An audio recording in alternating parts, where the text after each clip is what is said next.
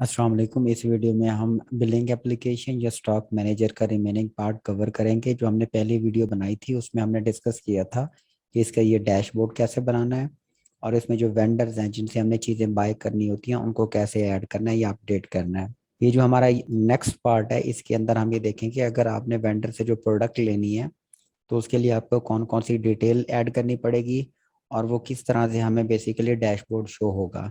अब अगर यहाँ पे आप कोई भी नई प्रोडक्ट लेना चाहें तो ये डिटेल्स हैं सारी, ये ऐड करके आप सबमिट पे क्लिक करेंगे तो वो प्रोडक्ट ऐड हो जाएगी।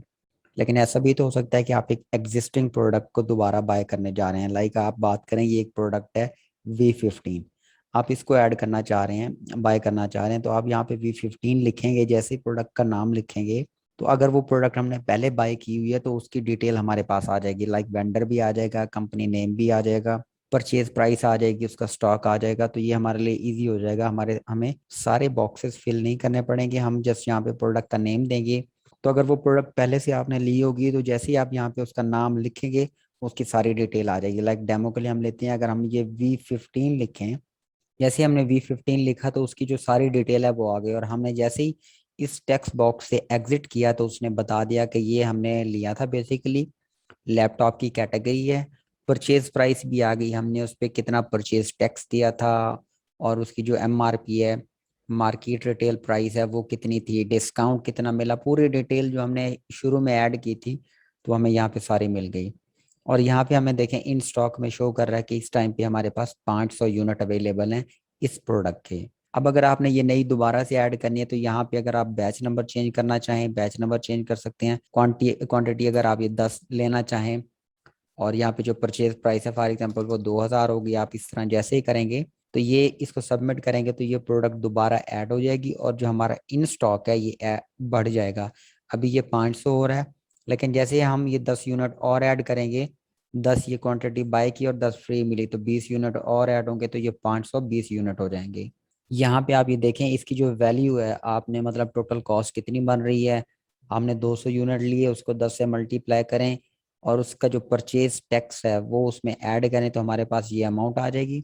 हमें जो डिस्काउंट है, हम डिस्काउंट फॉर एग्जांपल यहाँ पे परसेंटेज में लिखेंगे, अगर 10% इस पर डिस्काउंट है तो वो उसका 10% निकाल लेगा।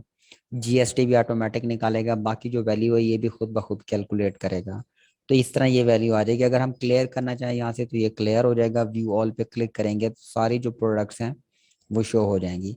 अगर आप इसमें से किसी प्रोडक्ट को डिलीट करना चाहें तो इसको जैसे सिलेक्ट करेंगे डिटेल भी ऊपर आ गई, यहाँ से आप डिलीट पे क्लिक करेंगे तो ये प्रोडक्ट हमारे डिलीट हो जाएगी और ये देखें डाटा हमारा कम हो गया। तो हम ये देखेंगे इस पे हमने कैसे काम करना है। सबसे पहले तो हम इसके ऊपर टेक्स्ट बॉक्सेस और लेबल लगा लेंगे ताकि हम काम कर सकें। जैसे हमने पिछले वीडियो में यहाँ पे टेक्स्ट बॉक्सेस ऐड किए थे और लेबल लगाए थे यहाँ पे, इसमें भी हमने टेक्स्ट बॉक्सेस ऐड कर लेने और लेबल लगा लेने हैं। इस जो फॉर्म में हमने टेक्स्ट बॉक्सेस लगाए थे वो 8 7 तक थे, ये देखें टेक्स्ट बॉक्स 7, लेकिन यहाँ से जब स्टार्ट किया तो ये टेक्स्ट बॉक्स 8 स्टार्ट हो गया हमारा। इसी तरह ये यहाँ पे टेक्स्ट बॉक्स 9 है, ये 10 है, ये 11 है, ये सारे टेक्स्ट बॉक्सेस हैं। लेकिन वेंडर की जगह पे हमने कम्बो बॉक्स डाला है क्योंकि वेंडर की लिस्ट हमने जो बनाई थी वेंडर उसी में से चूज करेंगे। तो यहाँ पे ये एक कम्बो बॉक्स आ गया, उसके बाद दोबारा टेक्स्ट बॉक्स ये 13 हो गया, ये 14, ये 15, ये इसी तरह बढ़ता गया। और यहाँ पे जो हमने परचेज टाइप लिखी है इसमें भी हमने कम्बो बॉक्स डाला है क्योंकि इसमें या तो आपकी क्रेडिट परचेज होगी या कैश परचेजेज होंगी। फिर आपने इसका टेक्स्ट बॉक्स लगाया, सारी तरतीब के साथ लगाए हैं क्योंकि हमारी वर्किंग फिर आसान हो। बैच नंबर ये 18 है, टेक्स्ट बॉक्स 19 20 ये इस तरह बढ़ता गया। यहाँ पर देखें तो ये 24 है, फिर ये टेक्स्ट बॉक्स है 25 26 7 और 8। हमने 8 से लेकर 28 तक टेक्स्ट बॉक्सेस लगा लिए और यहाँ पे हमने लिस्ट बॉक्स लगाया, ये लिस्ट बॉक्स 2 है क्योंकि यहाँ पे हमने जो लिस्ट बॉक्स लगाया था ये लिस्ट बॉक्स 1 था। जैसे यहाँ पे लगाया इसी तरह हम यहाँ पे भी एक लिस्ट बॉक्स लगा लेंगे। लिस्ट बॉक्स के बाद बाकी ये चीजें रह जाएंगी जिन इनके इन पे हमने लेबल लगाने हैं क्योंकि इनके अंदर हमने कोई डाटा ऐड नहीं करना। यहाँ पे हमने बस क्लिक इवेंट के थ्रू कोई फंक्शन परफॉर्म करना है तो हम यहाँ पे लेबल लगाएंगे। ये हमारे पास लेबल हो गया, ये भी है। इसी तरह इन सब के ऊपर जो बटन से वहां पे हमने लेबल्स लगा दिए।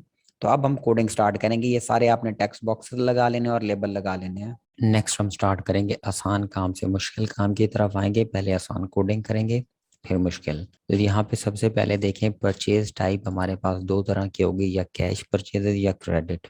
हम ये चाहेंगे कि जैसे यूज़र फॉर्म हमारा ये स्टार्ट हो तो इसमें ये दोनों चीज़ें ऑटोमेटिक अवेलेबल हो जाएं। तो हम यूज़र फॉर्म के इनिशियलाइज इवेंट पे गए कि जैसे यूज़र यूज़र फॉर्म इनिशियलाइज हो तो कम्बो बॉक्स 2 के अंदर हमारे पास ऐड आइटम हो जाए, और जो पहला आइटम ऐड हो ये कैश का हो, और इसी को कॉपी करके दूसरा आइटम हम क्रेडिट का कर लेंगे।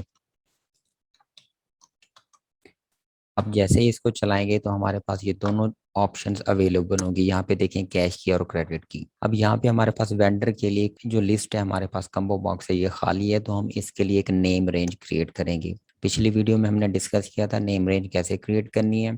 तो ये एक नेम रेंज हम बना लेंगे। वेंडर की अपनी शीट्स में जाएं, ये जो वेंडर्स हैं बेसिकली ये नाम हम चाहते हैं वहाँ पे शो हो। इस चीज़ के लिए हम एक नेम रेंज बनाएंगे। दूसरा, ये लिस्ट बॉक्स के अंदर हमने सारी प्रोडक्ट्स को ऐड करना है, मतलब जितनी प्रोडक्ट्स हमने ये परचेजेस के अंदर आ रही हैं, हमने बाय की हैं, ये यहाँ पे भी हमें अवेलेबल हो, शो हो। तो इसके लिए भी एक नेम रेंज बनाएंगे। दो नेम रेंज बनानी है जो हमने बना ली है फार्मूलाज में जाके नेम मैनेजर में। तो ये देखें वेंडर नेम की एक बनाई है, ये एक नेम रेंज आ गई, और दूसरी तरफ परचेजेस की एक नेम रेंज बनाई है, ये वाली आ गई।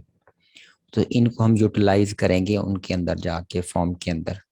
तो यहाँ पे आपने जाना है वेंडर्स पे, और इसके रो सोर्स में आपने आके वो नाम दे देना है जो नाम हमने वहां पर रखा था, वेंडर अंडरस्कोर नेम था। इसको रन करें।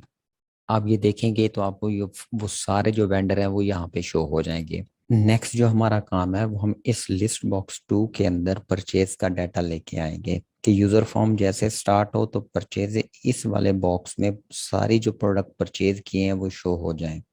उसी तरह हम जाएंगे इनिशियलाइज पे और यहाँ पे लिखेंगे मी डॉट लिस्ट बॉक्स जो 2 है, इसका जो रो सोर्स है ये रो सोर्स वही हमने दे देना है जो नाम वहाँ पे सेट किया था। इक्वल लगा के हम डबल कोट में परचेजेस लिख देंगे, परचेज। और फिर इसकी हमें जो कॉलम काउंट चाहिए कि कितने कॉलम शो होने चाहिए इस लिस्ट बॉक्स में, तो हमें चाहिए 20 column. Me dot list box 2 dot column जो काउंट है उसको इक्वल लगा के कर देंगे 20। इतना कोड लिखने के बाद इसको रन करें तो यहाँ पे जैसे ही जाएंगे तो सारी प्रोडक्ट्स अवेलेबल हो जाएंगी। अगला हम करते हैं कि इन टेक्स्ट बॉक्सेस की जो वैल्यू है वो कैलकुलेट कर लेते हैं कि टोटल वैल्यू कितनी बनेगी, डिस्काउंट जीएसटी ये कितना है, इसको कर लेते हैं। और इस फंक्शन को हम लगा लेते हैं कि जैसे हम इसके ऊपर कहीं पे भी मूव करें माउस तो हमारे पास ये वैल्यूज ऑटोमेटिक कैलकुलेट हो जाए। ये फंक्शन आप एग्जिट पे भी लगा सकते हैं, लाइक कि अगर हम परचेज प्राइस लिख के एग्जिट करें, ये जो टेक्स्ट बॉक्स 13 है इस पे क्लिक करें और इसके एग्जिट इवेंट पे लगा सकते हैं, ये इसके चेंज इवेंट पे भी लगा सकते हैं, कोई इशू नहीं है। कि जैसे इसमें वैल्यू चेंज हो तो ये वैल्यू ऑटोमेटिक कैलकुलेट हो जाइए। जैसे ही इस टेक्स्ट बॉक्स से हम एग्जिट करें तो तब ये वैल्यू कैलकुलेट हो जाए, या हम लगा सकते हैं कि जैसे हम इसके ऊपर कहीं पे भी माउस मूव करें, जैसे ही चेंज करें तो ये वैल्यू आ जाए। अप टू यू, आप जिस तरह लगाना चाहें। तो सबसे पहले हमें चाहिए टोटल जो प्राइस है। सब टोटल क्या होगा, जो हमने परचेज प्राइस है और जो क्वांटिटी हमने ली है इनको मल्टीप्लाई करवाएं तो हमारे पास सब टोटल आ जाना चाहिए। तो हम यहाँ पे जाएंगे, ये जो हमारी इमेज है इसके ये इमेज 3 और इसके माउस मूव इवेंट पे हम ये कोडिंग करेंगे। सबसे पहले हमने एक लाइन लिख लेनी है ऑन एरर रिज्यूम नेक्स्ट। ये इसलिए लिख रहे हैं कि अगर क्योंकि कैलकुलेशन है इसमें कोई एरर आ जाए तो वो ये यहीं पे स्टक ना हो जाए, इसको स्किप करके अगला कोड रन कर दे। तो हमने क्या करना है कि इस टेक्स्ट बॉक्स की जो वैल्यू है टेक्स्ट बॉक्स 25 की वैल्यू ये कैसे कैलकुलेट होगी ये हमने इसको बताना है कि मेन डॉट जो टेक्स्ट बॉक्स 25 है इसकी वैल्यू आपने लेनी है मेन डॉट टेक्स्ट बॉक्स 13 को मल्टीप्लाई, इसकी वैल्यू को मल्टीप्लाई करवाना है टेक्स्ट बॉक्स 20 की वैल्यू से। ये लिखा main dot text box 13 dot value multiply का साइन, फिर हम लिखेंगे main dot text box 20 dot value. इसको हम ट्राई करते हैं। यहाँ पे हम परचेज प्राइस लिखते हैं 10 फॉर एग्जांपल और क्वांटिटी भी लिखते हैं 10। जैसे ही हमने मूव किया तो उसने यहाँ पे हमें कैलकुलेट करके दे दी वैल्यू। अब एक चीज और है कि परचेज टैक्स भी तो हो सकता है 10%। अगर परचेज टैक्स 10% है तो इस पे जो वैल्यू होगी हमारे पास 100 रुपए पे 10% लें तो 1.1 करें तो 110 हो जाना चाहिए। 100 रुपए का 10% निकलेगा 10 रुपए परचेज टैक्स, तो टोटल वैल्यू 110 यहाँ पे आनी चाहिए। तो इट मीन्स हमें सबसे पहले पता होना चाहिए टैक्स कितना है, उस टैक्स को इसमें ऐड करवा दें या डायरेक्ट हम इस परसेंटेज को इस वैल्यू से मल्टीप्लाई करवा दें। तो सबसे पहले हम परचेज टैक्स मालूम कर लेते हैं। हम इस पर डबल क्लिक करके जाएंगे वापस कोड पे और इसमें पी टैक्स के नाम से एक वेरिएबल बनाया। और परचेज टैक्स हम कैसे फाइंड आउट करेंगे, देखिए हमारे पास ये तीन बॉक्सेस हैं, परचेज प्राइस, क्वांटिटी और टैक्स। इन तीनों को अगर हम मल्टीप्लाई करवाएं, लाइक परचेज प्राइस हमारे पास 10 थी, क्वांटिटी 10 है, 100 रुपीज हो गए, और टैक्स की परसेंटेज भी 10 है, इनको मल्टीप्लाई किया तो 1000। इनको अगर हम 100 से डिवाइड करें तो हमारे पास ये टैक्स अमाउंट निकल आएगी, परचेज टैक्स। तो इट मीन्स हम इन तीनों को टैक्स को 13, 14 और 20 को मल्टीप्लाई करवा के 100 पे डिवाइड करें तो टैक्स की अमाउंट आ जाएगी। तो हमने यहाँ पे लिख देना है कि इन तीनों को मल्टीप्लाई कर दें, कि मीडा टैक्स बॉक्स 13 को मल्टीप्लाई करें 20 के साथ, और इसको फिर मल्टीप्लाई करें टैक्स बॉक्स 14 के साथ, और इसको डिवाइड करें आप 100 से, तो हमारे पास टैक्स की वैल्यू आ जाएगी। अब हम क्या करते हैं, इसको भी एक वेरिएबल में स्टोर करवा लेते हैं सब टोटल के नाम से। सब टोटल हमारे पास कैसे निकलेगा, टैक्स बॉक्स 13 मतलब purchase price multiplied by quantity, और उसमें प्लस ऐड करेंगे परचेज टैक्स। तो इसमें मैं प्लस करके ये ऐड कर लेता हूँ, प्लस परचेज टैक्स। तो ये हमारे पास सब टोटल की वैल्यू आ गई। अब इस सब टोटल को हमने कहाँ पे स्टोर करवाना है, मेन डॉट टैक्स बॉक्स जो 25 की वैल्यू है, इसको हम लिख लेंगे सब टोटल।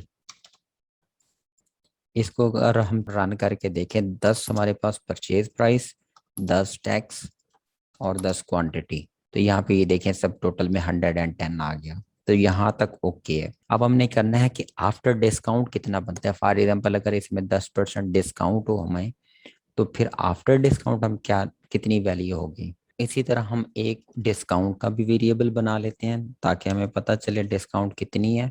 डिस्काउंट हमें कैसे मिलेगी कि टैक्स बॉक्स 13 और 20 को मल्टीप्लाई करें हम, जो वैल्यू आएगी हमारे पास इस पे हमें डिस्काउंट मिलेगा, और वो जितनी भी वैल्यू हो उस डिस्काउंट रेट की वो उसको मल्टीप्लाई करवाएं, और जो डिस्काउंट है वो हमें कहाँ पे शो होगा, टेक्स्ट बॉक्स 16 के अंदर। तो हम इसमें ऐड करेंगे, टेक्स्ट बॉक्स 16 के साथ मल्टीप्लाई करो और इसे 100 से डिवाइड कर दो। जिस तरह हमने परचेज टैक्स मालूम किया था उसी तरह हमने डिस्काउंट मालूम की। तो हमारे पास अब डिस्काउंट की वैल्यू आ गई। अब डिस्काउंट के बाद हमने क्या करना है, इसमें से ये जो भी वैल्यू होगी डिस्काउंट वाली वैल्यू माइनस करके फिर इसमें शो करना होगा। वापस जाएंगे हम कोडिंग में, इस पर डबल क्लिक करते हैं और यहाँ पे जाके हम कोड लिखेंगे। यहाँ पे हमने 10 लिख दिया, इसको भी 100 करना है, और यहाँ पे लिखेंगे me dot text box 26 dot value equal है me dot text box 25 dot value, और माइनस इसमें से करना है डिस्काउंट। सिर्फ इतना सा कोड लिख के हम इसको रन करते हैं।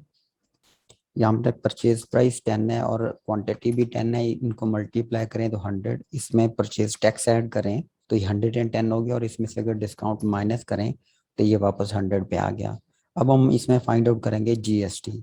आफ्टर टैक्स हमारे पास जो वैल्यू आएगी इस पे जीएसटी जितने परसेंट होगा वो हम निकालेंगे। वापस कोडिंग में जाएंगे और यहाँ पे जीएसटी के लिए हम एक फॉर्मूला डिफाइन कर लेंगे कि जीएसटी किस चीज के इक्वल है। जो हमारा जीएसटी इक्वल होगा वो यहाँ पे जो भी वैल्यू आएगी आफ्टर डिस्काउंट, और ये जो जीएसटी होगा इनको मल्टीप्लाई करें। फॉर एग्जांपल हमारे पास आफ्टर डिस्काउंट आई है वैल्यू 100, और जीएसटी हमारे पास 16%, इसको 16 से मल्टीप्लाई करके 100 से डिवाइड करें तो ये हमारे पास जीएसटी की वैल्यू आ जाएगी। तो इट मीन्स हमने टैक्स बॉक्स 26 की वैल्यू को मल्टीप्लाई करवाना है टैक्स बॉक्स 20 की, टैक्स बॉक्स 22 की वैल्यू से, डिवाइड करना है 100 से। हम यहाँ पे लिखेंगे dot text box 26 dot value, इसको मल्टीप्लाई करना है me dot text box 22 dot value, और डिवाइड कर लेना है इनको 100 से। एक दफ़ा दोबारा चेक कर लेते हैं, ये है हमारे पास टेक्स्ट बॉक्स 26 और ये है टेक्स्ट बॉक्स 22,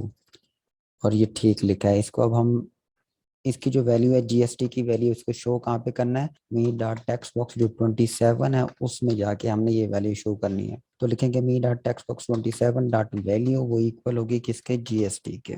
इसको हम दोबारा चलाएं। यहाँ पे परचेज प्राइस 10 हमारे पास, परचेज टैक्स 10%, क्वांटिटी 10, तो ये हमारे पास 110 आ गया। डिस्काउंट इसमें से निकालें 10% तो 100 आ गया। और अगर हम जीएसटी 16% लिखें तो यहाँ पे देखें जीएसटी 16 आ गई। अब हमने जो टोटल वैल्यू लिखनी है उसमें आफ्टर डिस्काउंट वाली वैल्यू और ये वैल्यू इनको जमा करके यहाँ पे लिख देना है।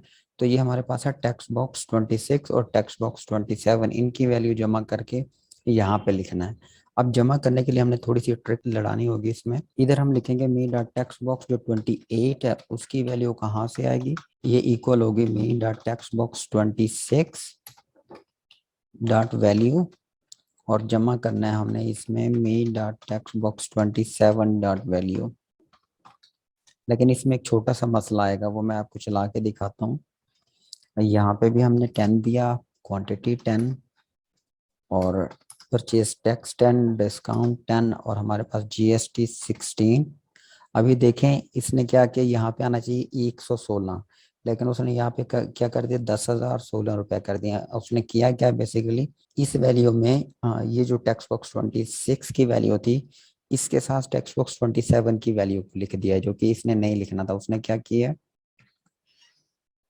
यहाँ पे टेक्स्ट बॉक्स 26 के अंदर वैल्यू थी 1,000, और यहाँ पे 27 के अंदर थी वैल्यू 16, तो इसने इन दोनों को एक साथ करके लिख दिया। जब भी हम ये प्लस का साइन करते हैं तो इसमें ये मसला आता है, तो इसको सही कैसे करेंगे, इसके लिए हम करेंगे, इसको ब्रैकेट में लेंगे टेक्स्ट बॉक्स 26 डॉट वैल्यू, और इसमें प्लस करेंगे हम 0, और फिर प्लस का साइन लगा के इसको भी ब्रैकेट में लिख देंगे टेक्स्ट बॉक्स 27 डॉट वैल्यू, और इसमें प्लस करेंगे 0। उसकी रीजन ये है कि टेक्स्ट बॉक्स के अंदर जो वैल्यू होती है वो उसको स्ट्रिंग समझता है, मतलब उसको टेक्स्ट समझता है, इस तरह का हाय हेलो जो भी है, और इसमें जो वैल्यू होती है इसको भी इसी तरह स्ट्रिंग समझता है। इन दोनों को वो जोड़ देता है जब हम प्लस का साइन लगाते हैं। लेकिन जब हम इसमें 0 ऐड करेंगे इस वैल्यू में, तो वो इसको समझ लेगा कि ये स्ट्रिंग नहीं है, ये एक न्यूमेरिकल वैल्यू है, और इसमें जब 0 ऐड करेंगे तो इसको भी वो न्यूमेरिकल वैल्यू समझेगा, और फिर इन दोनों को जमा करेगा। अब इसको ट्राई करें हम।